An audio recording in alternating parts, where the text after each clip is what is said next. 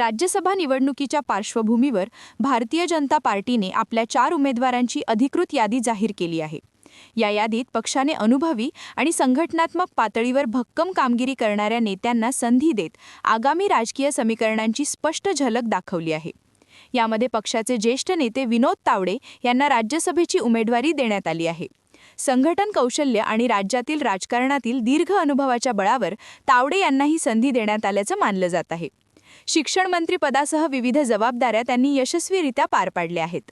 तसेच केंद्रीय मंत्री रामदास आठवले यांनाही पुन्हा एकदा राज्यसभेवर संधी देण्यात आली आहे। सामाजिक न्याय आणि वंचित घटकांच्या प्रश्नांवर सातत्याने भूमिका मांडणारे आठवले यांना दिलेली ही संधी राजकीयदृष्ट्या महत्त्वाची मानली जात आहे। या 2 प्रमुख नावांसोबतच भाजपाने माया चिंतामण इवनाते आणि रामराव वडकुते यांनाही राज्यसभा निवडणुकीसाठी उमेदवारी जाहीर केली आहे।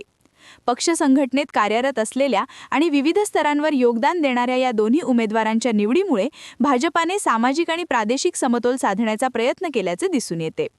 दरम्यान राज्यसभा निवडणुकीसाठी उमेदवारी अर्ज दाखल करण्याची प्रक्रिया लवकरच सुरू होणार असून या निवडणुकीकडे राज्याच्या राजकीय वर्तुळाचे लक्ष लागले आहे। भाजपाच्या या घोषणेनंतर इतर पक्षांच्या उमेदवारांबाबतही उत्सुकता वाढली आहे।